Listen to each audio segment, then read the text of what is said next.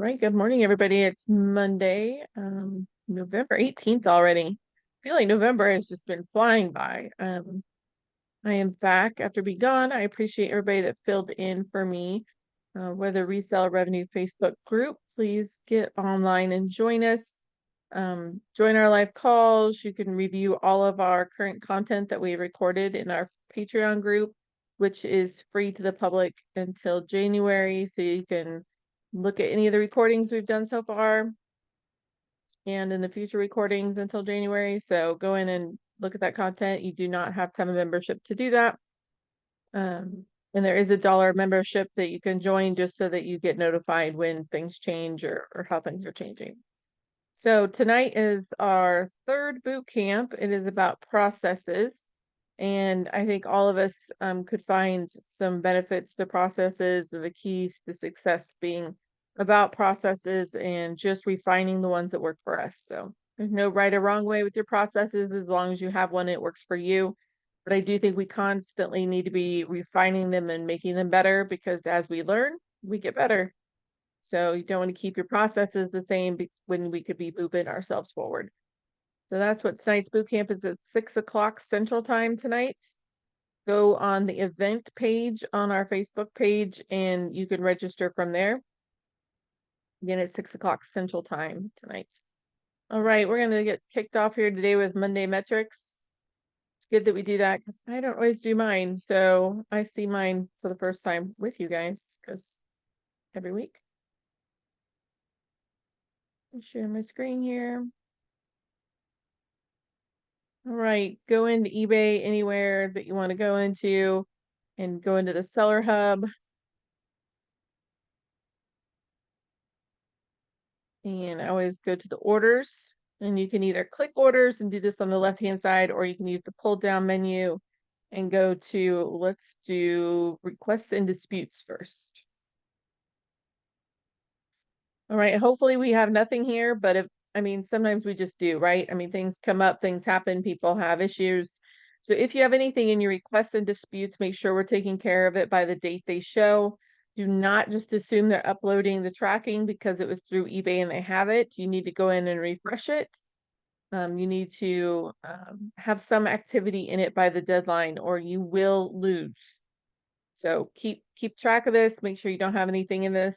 Again, this is under orders and requests and dispute. So now let's go down to orders and we're going to go to returns, see what returns we have open.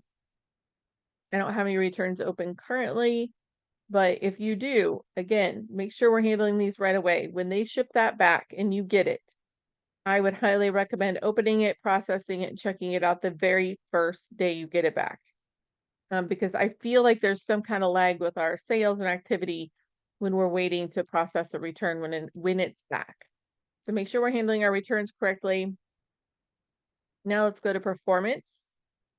We're going to go to seller level. And right here, so the 20th is when we're evaluated on these. So on the 20th, it's kind of like when they check out everybody. So today's the 18th. So we're not going to really move any needles too much between now and the 20th. But so this should be a really good idea for you if, hey, if we're doing the evaluation today and it says next evaluation November 20th, what your seller level should be. Hopefully we're all green. Hopefully we're top rated, top rated, top rated. If we're not, we need to figure out why and work on that together. Here's our transaction defect rate. We hope it's 0 because defects will hurt you. Pull down that menu. And here you can see how it breaks down. Go to get full report and that will tell you what they're counting against you. Late shipment rate. Make sure we're staying on top of this. It can go from 0 to bad really fast. So you need to be to keep your top rated status, you need to be at 3% or less on late shipments. Again, here's the get full report so that you can see where you're at. Cases closed without seller resolution. We want this to be 0 all the time. So if you are having something, again, pull that down. They only give us 0.3% or less to keep our top rated seller status. If you're not moving a lot of volume, it is super easy to fall below that if you start racking these up. So again, you can see the cases Tracking uploaded on time and validated. We need to make sure that we stay on top of this. We can only have 90, we cannot have less than 95% to keep our top rated on this. So, and then that's just your transactions and sales. Now let's go up here. The one I've been fighting. Back to the Seller Hub.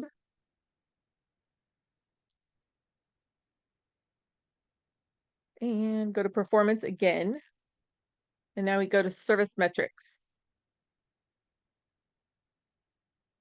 So this is the current rate, that's through September, but if we click here, we can go to projected rate. That's through October. And I've had 14, they're counting against me, but I'm still an average, so I'm okay, but I sure don't want any more. So I had that one real bad run of returns and I just got to get through that. But so far we're going to keep our fingers crossed on that and hope for the best, because there's not much we can do about it after it happens, except, you know, keep our chin up and keep going. So then you want to check your feedback. I don't worry about neutrals all that much. You know, the neutrals I have in the past year, a lot of them were like, they say really nice things. So, you know, I respond back to them kindly if I can, but otherwise neutrals they don't really bother me that bad. Negatives, let's look at our negatives, learn from our negatives. And of course you can review your positives. So, just check it out. It's a good idea to keep an eye on it, see if there's anything you need to handle. The sooner you handle any issues with your feedback, the better. Do we have any issues with any feedback that we need to talk about this morning, or about any of those things we just looked at? Anybody have any problems they want help fixing? We're good. Our metrics look awesome.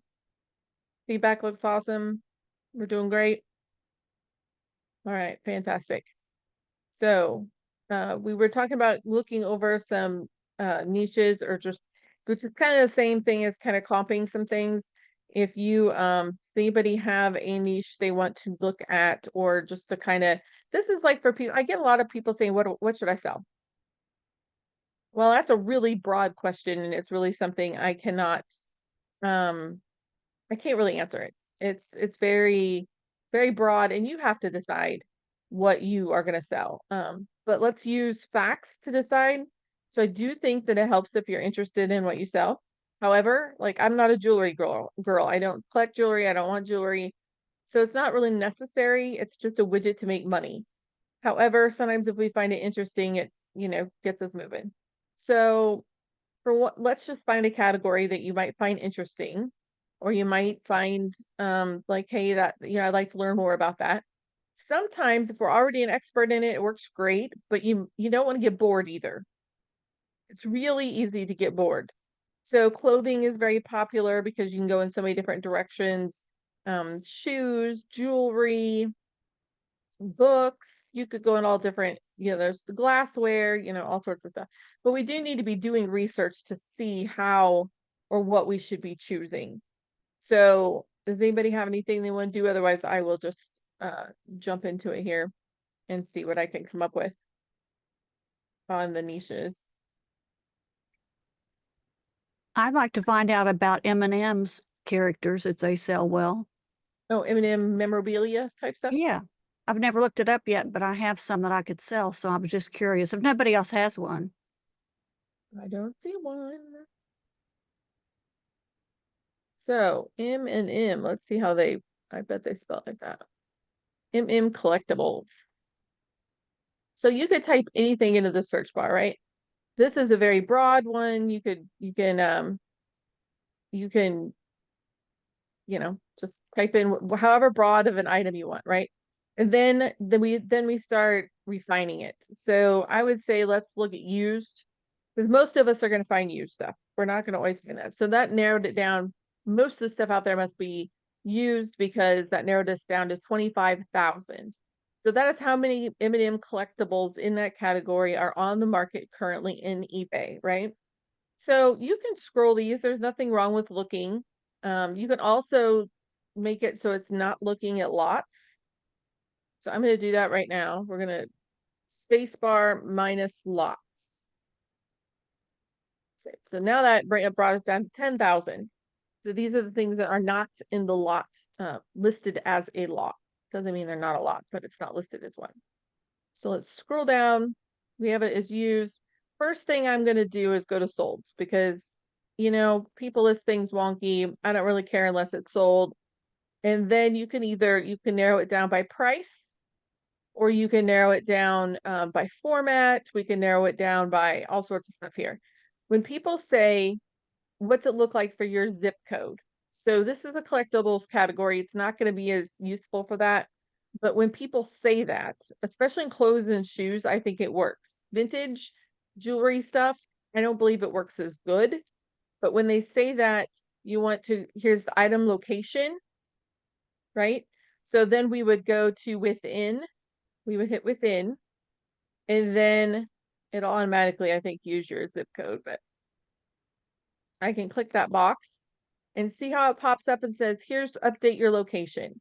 So I can go shopping wherever I choose to shop. I can say wherever I want to be for my home base and do that. And then we'll put max distance. We'll put 50 miles because it takes about that far to get anywhere where I live. But if we narrow it by that, we have nothing. In other words, it doesn't surprise me, right? So vintage and collectibles, it's very hard. But when we narrow by zip code, what that doing? That's giving you an idea of what you might have an easier time finding in your area because it's narrowed by your zip code where it's coming out of. So if you see one brand repeat itself over and over and over when you're looking in your zip code, it probably means you'll be able to find that brand too. And maybe you should polish up on that when you redo your research. So if we look here, let's sort high to low just because sometimes there's not a whole lot listed, so we can. It's interesting. They're showing Matchbox and medium sweaters, so they're taking just the M. Yep, some of them are. So you'll see that. So here these, like that's not M&Ms, right? Here is a lot that isn't really listed correctly as the lot. Yeah, you'll see lots of things that you're like, what? That's not what that is. So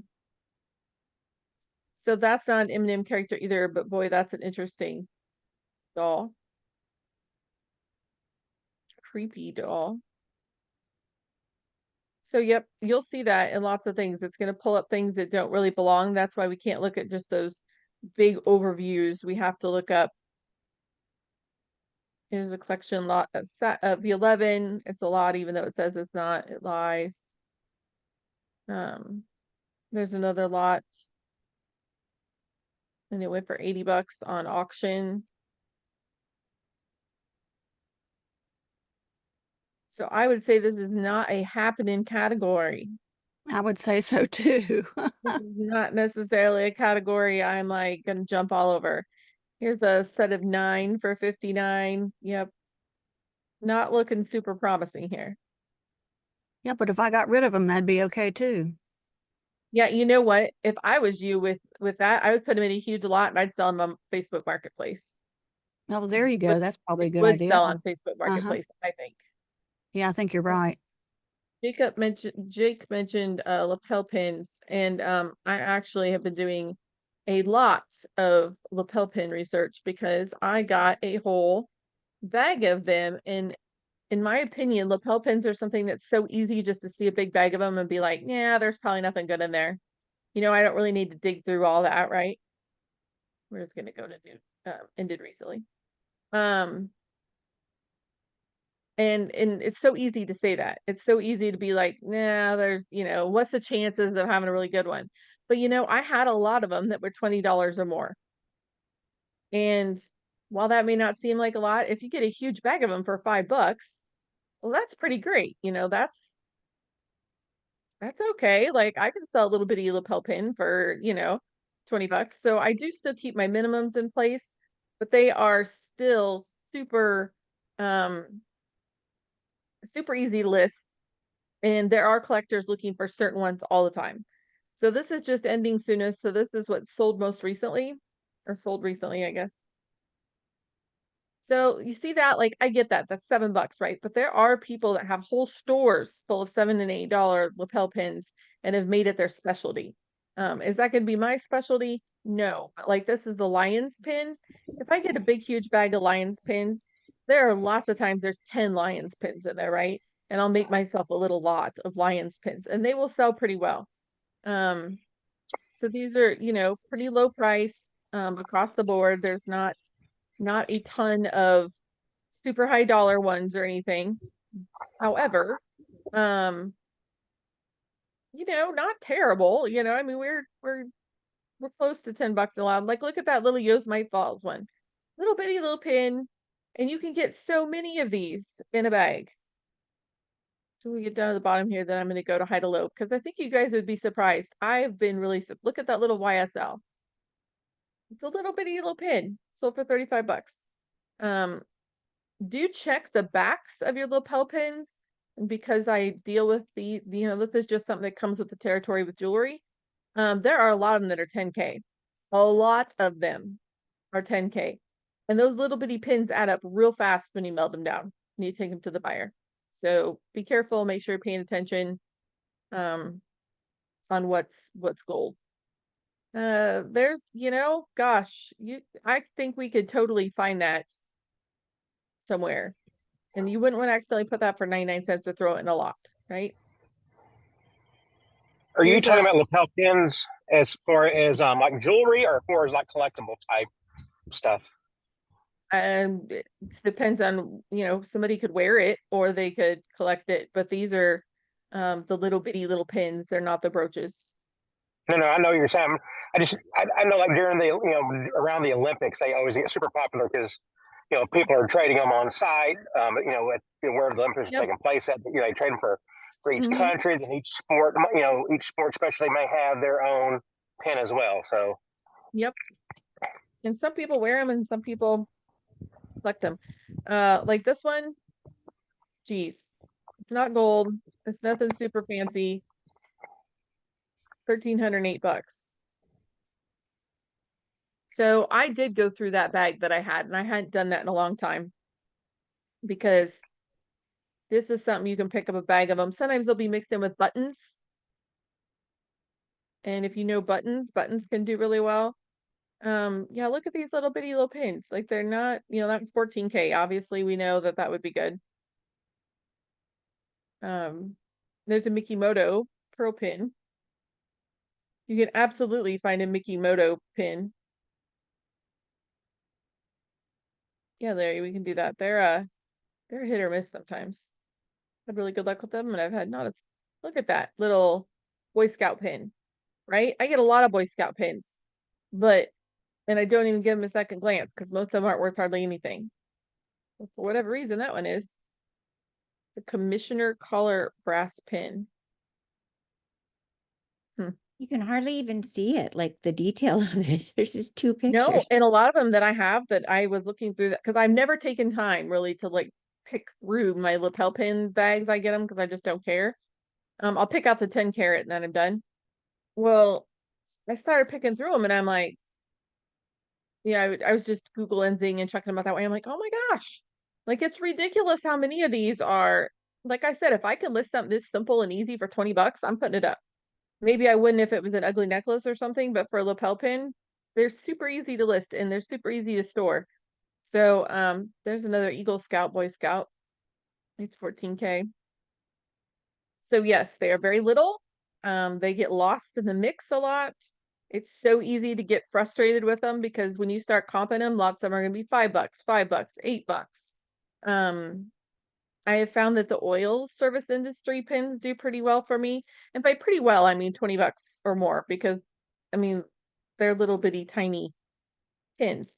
The Union, this one's steam fitters and helpers. The Union pins go well. People are hardcore Union members. They want that memorabilia from a member being a member. The Takashi, these I think of this more like a brooch, but those birds always do really well.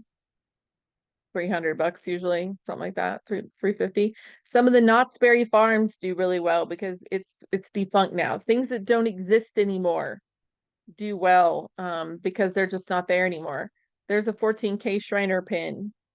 I try not to really look at the ones that are 14K, 18K, because to me that they're not buying it for that. They're probably buying it to meld it. You know, they're not buying it for the collectability. So you just have to look them up because they don't have, um, you just can't tell just by looking. Yeah, that's an Essex. Man, I just bought. So that must have been tested 14K. So anytime you get that weird looking glass bubble thing right there, it looks like somebody hand painted a portrait behind like bubble glass, which is exactly what they did. It's usually called Essex glass and it's crystal and it gives it an odd look and it's very collectible. I have a couple items like that. But just, yeah, we got to check for precious metals on lapel pins, different war things. I finally gave up on my one. I listed it, but I just had to put military badge because it was just a little different than anyone I'd seen. So, just you can see that like you got to know what we're looking at and you got to check it out. And lots of times they're really tiny, but if they're really tiny, what does that mean? That means people have lost them. People, throughout the years they get lost in the mix. And so that makes them sometimes the really tiny ones more valuable.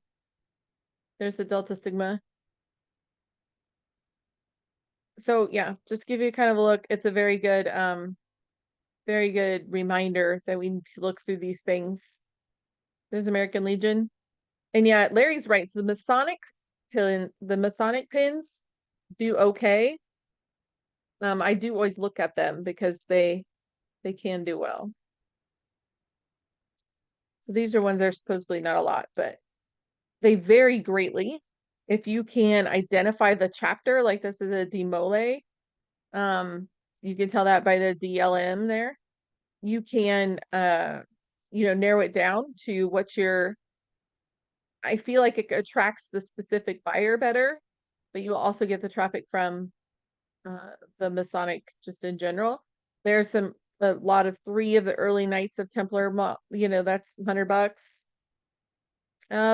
What is it? The little star ones, the Eastern Star. We need to remember what the Eastern Star Order Star is, because sometimes if you get a set of jewelry, you can.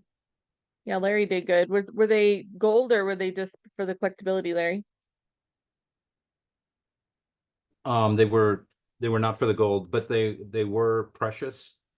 I probably had 10 or 15 of them that were 10 or 14 karat gold.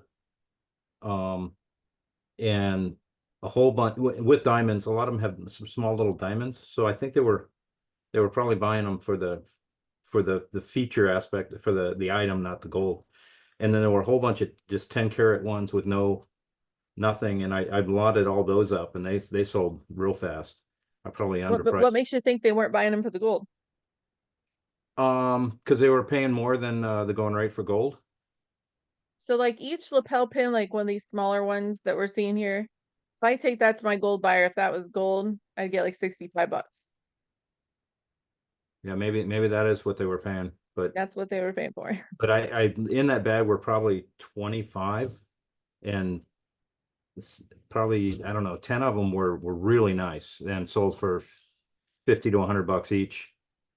And I lotted everything else that was left, and it sold for a couple hundred. I really scored on that one. A little bitty bag. It was small. Yeah, nope. Those pins can be a great find, especially if they're 14K or 10K. You're gonna get, if they're 14K, you can get $100 a pin out of them. So just for the gold, they'll pay it. And the 10K ones, like I said, I get 60, 65 a piece right away out of them. So just for the gold. So pretty good deal. And if they are original, just like anything else we sell, original, unique. Yes, the Eastern area is good. The Eastern Star is the woman's side of Masonic. And you'll see whole sets of jewelry of the Eastern Star, and I have really good luck with them. I sell them all the time. So, yep, they're not, huge money makers here, but they're solid. I probably sell more of the Eastern Star stuff than anything when it comes to the Masons, but it's just getting used to see. Yeah, that I think is the Rebecca's Lodge. Is that Mason? I think it is. Rebecca's Lodge stuff sells really well. So it's just kind of getting to know it a little bit. I know more about Mason stuff than I ever wished to know in my whole life, just from buying and selling jewelry. I'm gonna look up the Eastern Star. If I had to guess, I'd say it's because the Eastern Star stuff is probably more in the jewelry category, because some of it's really pretty.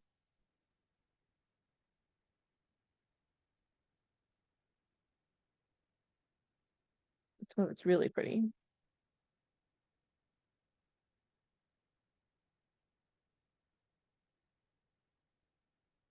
So like that's what the Eastern Star looks like. It's that little star right there, and you'll find them in pins, you'll find them in brooches, you'll find them like here. I have I've sold just that one pin for 25, 30 bucks before this one right here.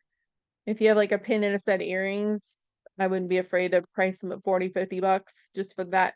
There's matching earrings that go with that. I found that set a lot. I never have any trouble selling it. A lot of this, I think, is just knowing what to label it. And I don't know about you guys, but I put a post up and my Google Lens is like not working anymore. I don't know what happened. It's like one day it just lost its mind. It's not even in the right categories anymore. I hope it has an update soon or something because it's really bad, whatever happened to it. So just know what these are. Keep there. Like this one, I sell a lot of those. They put them out on auction is their problem. That's why it only brought 99 cents. That's a very typical, it's got the little crescent moon with it of the Eastern Star. So just keep your eye out. A lot of those things have gold in them though, which is super valuable right now. And it's probably going to keep going up for just a little bit. Other jewelry categories, because Jake asked, so I can blame it on that. And Catherine and Suzanne and that is all here. So we're just going to look up a vintage brooch here for giggles. I make sure it says sold. Okay, so these are sold. I got them high to low because it's always just fun to look that way. But I automatically will go, yes, can I find these things? Yep, sure can. Most of it's based on gold value up this high. Not all of it. So like this is a Trifari little bird pin at 3,100 bucks. It's not gold. It's just a little pin. So yes, you can find multi-$1,000 worth of items that are not gold or silver, but it's a lot harder. There's another Trifari, the blue set for $3,000. Carrie, go back up about 4 or 5. Mm-hmm. Right there. See that 19th century Swiss enamel hand painted? It's 14 karat. I just is that a locket or just a pin, a brooch? It's just a pin, but it's a hair locket. Oh, because I'm wondering how they tested it and that's how they knew. Because I just listed one and I put it like for nothing, but it has that, So but it's these, not shiny like that. I sell these, and sometimes they look like crap. Mine do sometimes. So like these, I can guarantee you the reason that this brought so much, for one, you can tell it's hand painted. And if you don't know it's hand painted, you can look underneath them, if there's not the pixels, and you can see brush strokes and you can tell when they're hand painted. The color in this one is amazing. Right. The color is so beautiful for how old it is. They're dating it 19th century Swiss, and so see those flowers. I can't remember what the heck they're called. They're Swiss. You see it on Swiss all the time in her hair too. That's Gorgeous beautiful. coloring.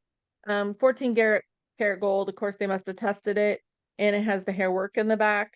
You can see the hinge looks appropriate for the time period. So that's a nice tube hinge. But yeah, the color is amazing on that. So it shocks me too, but the 14 karats bringing up that price a lot. Shriner ruffle brooch. Of course, we all know that if we get a Shriner ruffle brooch, we're gonna make lots of money that day. I've only ever gotten one signed Shriner in the wild ever. And it's on auction right now, actually. So if you want to own one. This is a Trifari brooch that, of course, and all Trifari is not good. So don't just automatically think that. Some of it's really not good right now, actually. This has the invisible, they call it the invisible set, or some people call it the waffle glass. So waffle glass or the invisible set in Trifari is very, very sought after.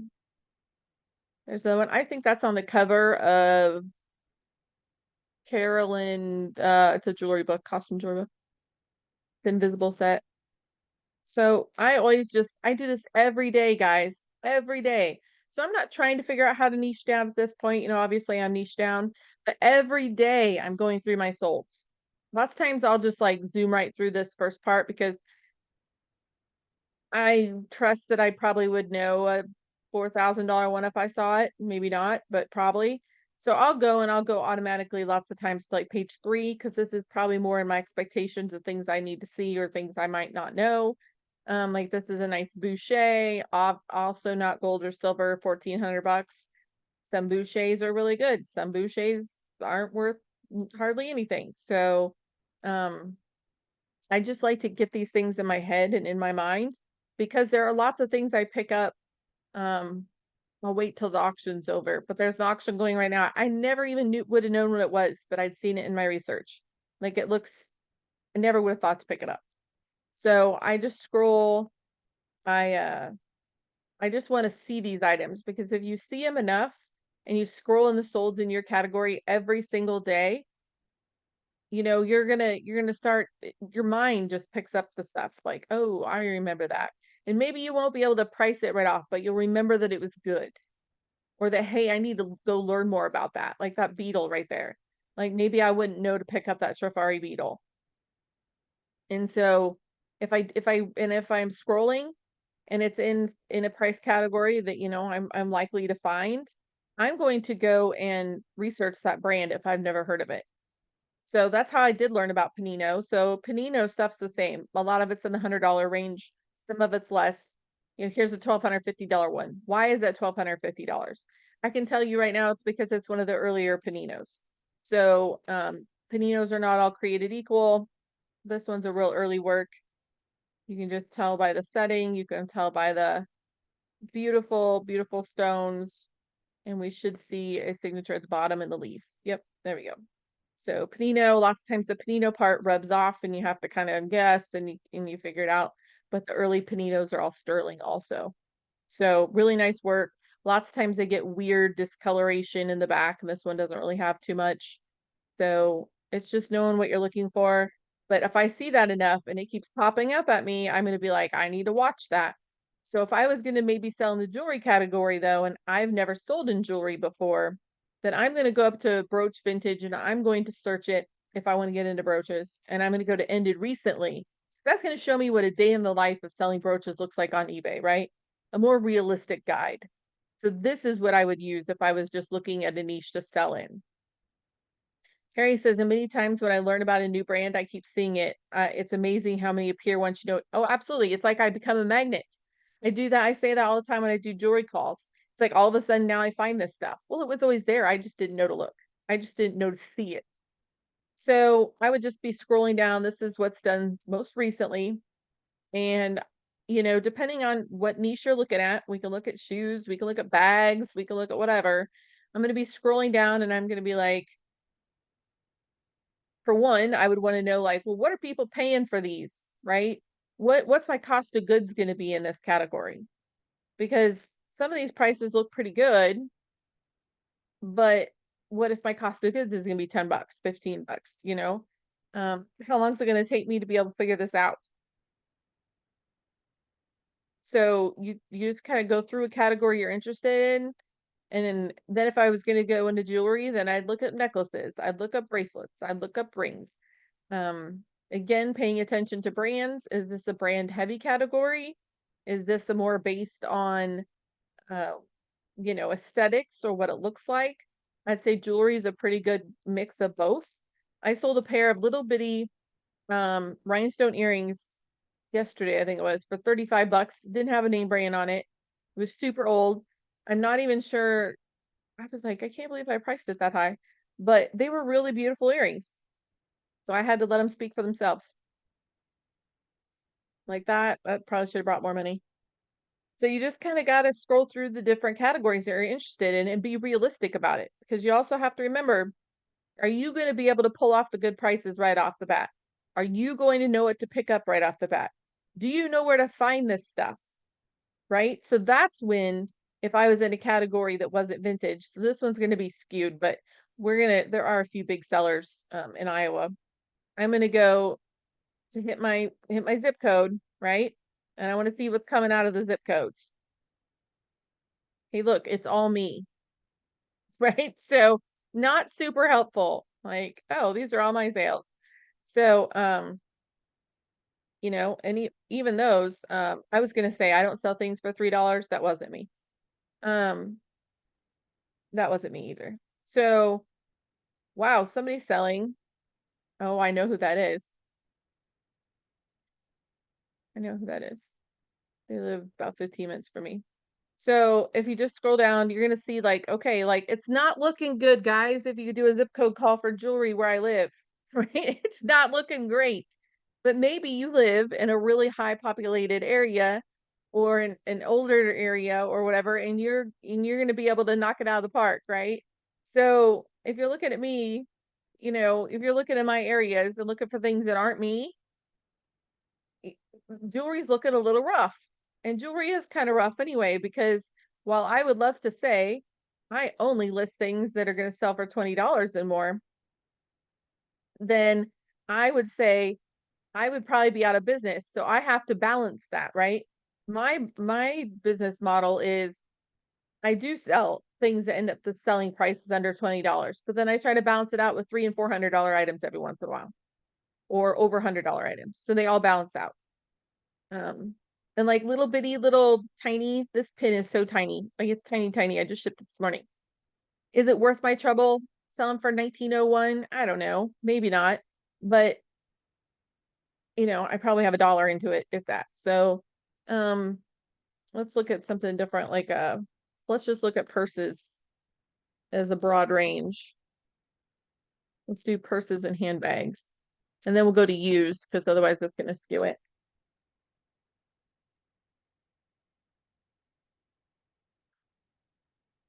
Okay, so this is in my zip code. It's always interesting. I'm gonna hit this to 50, because maybe if I hit it to 50-mile radius, then I'm gonna hit the capital city of our wonderful huge state here. Not looking great for me to sell purses either, guys. There's 18 solds in 50 miles where I live, but let's see if maybe I'm in a gold mine of brands, right? So you guys' zip code's gonna look a whole lot different than mine. I mean, look, a nice juicy couture bowling bag purse. I mean, that looks pretty good. Don't let the zip code part bother you. We all have access to the worldwide internet. We can always shop that way. There's a Brahmin purse. So, you know, ideally, if I was super smart, I would have found a niche that when I go to pull up my zip code, it's just full of good solds, right?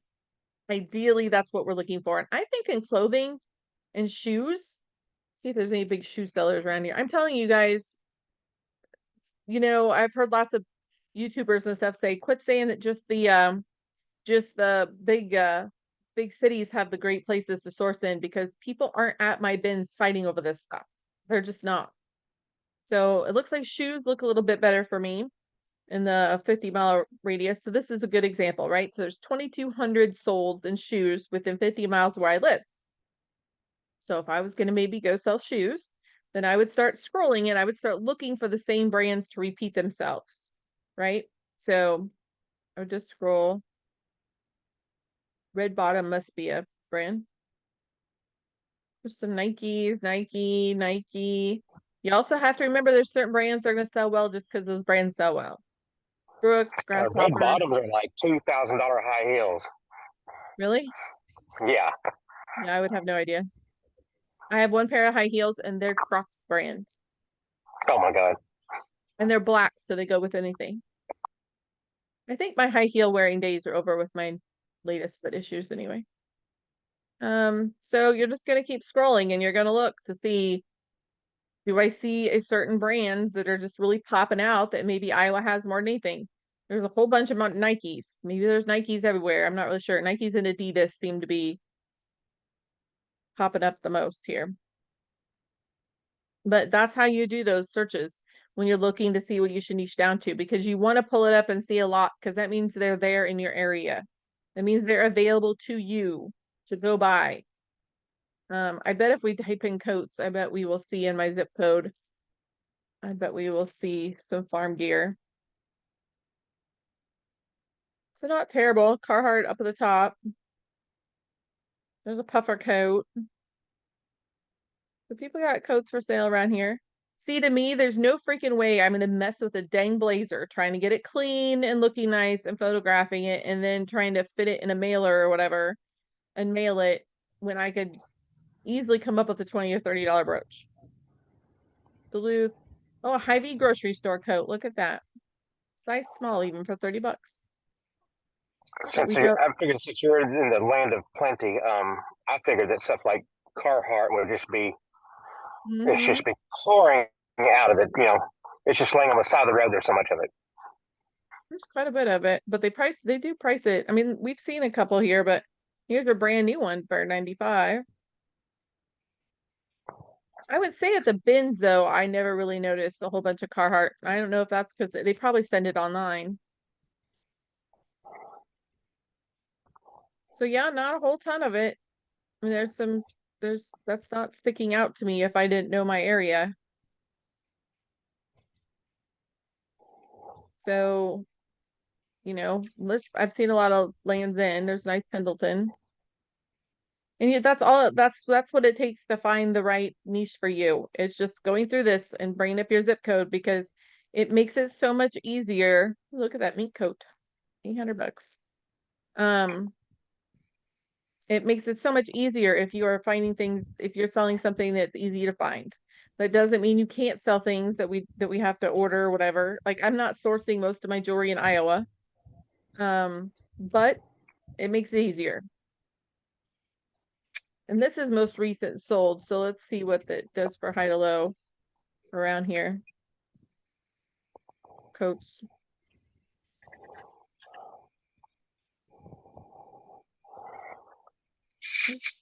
That's a lot for a Polo Ralph Lauren, is it? A Timberland Gore-Tex coat for $420.